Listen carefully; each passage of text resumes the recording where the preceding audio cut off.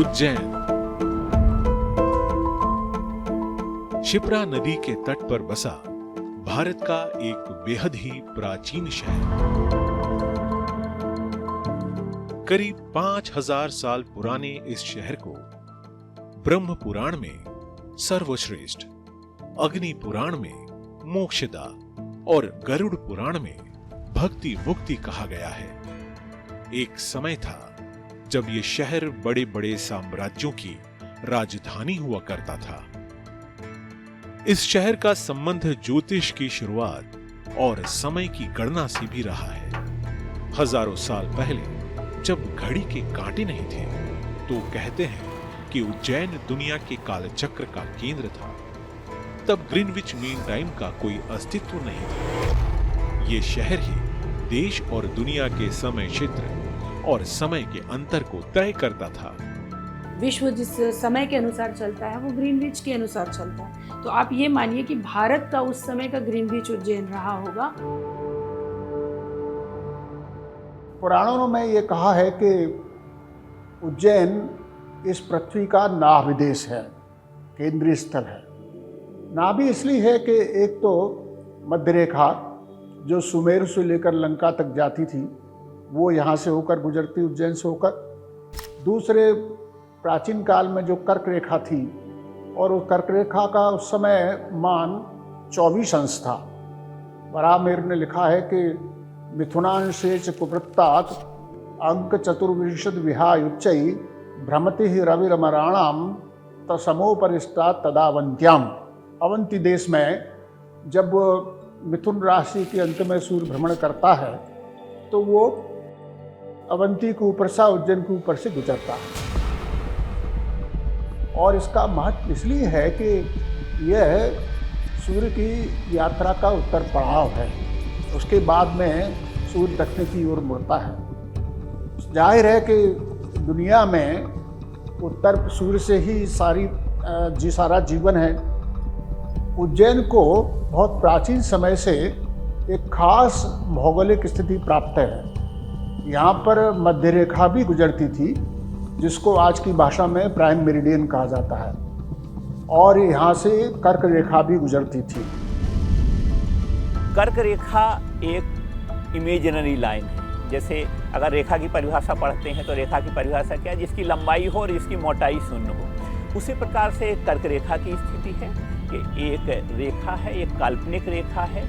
कर्क रेखा, विषुवत रेखा, मकर रेखा, इस सूर्य की गति को समझने के लिए इन काल्पनिक रेखाओं की कल्पना की गई है। अब हम ये कहें कि उत्तरी गोलार्ध में और दक्षिणी गोलार्ध में सूर्य की अधिकतम स्थिति को कैसे समझा जाए, तो उसके लिए ये दो रेखाओं की कल्पना की गई कि उत्तरी गोलार्ध में अगर हम देखें तो सूर्य अधिकतम कर्क रेखा तक आता है या कर्क रेखा पर लंबवत होता है। उसके बाद फिर उसकी गति दक्षिणायन हो जाती है।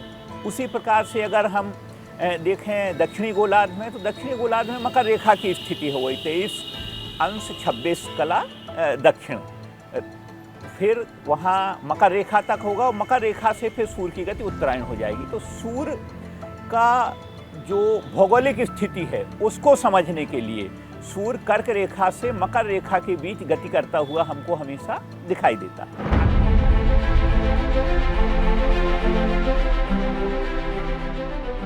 आज से 300 साल पहले उज्जैन में जहां काल गणना होती थी और जहां आज भी परछाई शून्य हो जाती है, उस उज्जैन को अंग्रेजों ने दरकिनार कर दिया। दुर्भाग्य से जब अंग्रेज यहाँ पर आए, आतताई आक्रांता यहाँ पर आए, तो उन्होंने इस स्थिति को विचलित करते हुए ये जो शून्य रेखा इसको 50 वर्ष तक स्पेन में स्थापित कर दिया और उसके बाद में लगभग 250 वर्ष हो गए हैं ग्रीनिच में स्थापित कर दिया। 1 नवंबर 1884 को Washington DC international meridian summit का आयोजन हुआ, जिसमें ब्रिटेन ने ग्रीनविच मीन टाइम को समय का मानक बनाने का प्रस्ताव दिया, जबकि फ्रांस चाहता था कि मीन टाइम पेरिस में हो। लेकिन अमेरिका ने ब्रिटेन का साथ दिया और ग्रीनविच के पक्ष में मतदान कर दिया। इस तरह से ग्रीनविच हमेशा के लिए मीन टाइम बन गया। प्राचीन समय में अगर हम देखते हैं तो उज्जैन से या सुमेरु श्रीलंका से गुजरने वाला जो देशांतर था उसको जीरो देशांतर मान के पूरे जो हमारी खगोलीय गणना है वो खगोलीय गणना के ग्रंथ हैं उसी के आधार पर लिखे गए हैं। प्राचीन ग्रंथ कोई भी उठा के देख लेंगे तो उज्जैन के देशांतर को जीरो मान के पूरी समय की गणना की गई है। तो ये जो दोलन है कर्क रेखा का, ये इसके बिल्कुल मध्य में महाकालेश्वर है। महाकालेश्वर के दक्षिण में 1 डिग्री और उत्तर में 1 डिग्री, इस प्रकार से 2 डिग्री का जो है दोलन होता है। और ये 24 डिग्री अक्षांश से 22 डिग्री अक्षांश, 22 डिग्री से 24 डिग्री अक्षांश, ये 27,000 साल में एक चक्र पूर्ण होता है। आज ये कर्क रेखा उज्जैन से किंचित उत्तर में हो गई है और उज्जैन से करीब 30-35 किलोमीटर उत्तर में एक डोंगला करके स्थान है, वहाँ पर कर्क रेखा इस समय है।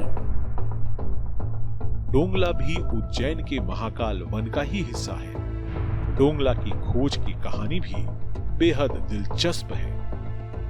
सन 1985 की बात है। पद्मश्री डॉक्टर विष्णु श्रीधर वाकणकर जी उज्जैनी से उत्तर की ओर अपने साथ बहुत सारे विद्वानों को साथ में लिया और उज्जैन से उत्तर की ओर चल पड़े। उत्तर में आगे बढ़ते बढ़ते डोंगला तक आए। शंकु यंत्र पोर्टेबल उस समय बना करके और अन्य कई स्थानों पर पास में, जैसे डोंगला के पास कीटिया गांव है, मौड़ीपुरा गांव है, घोसला है, खेड़ा खजुरिया है, यहाँ सब अलग अलग विद्वानों को भेजा गया था और उसमें सबको शंकु यंत्र दिए गए थे।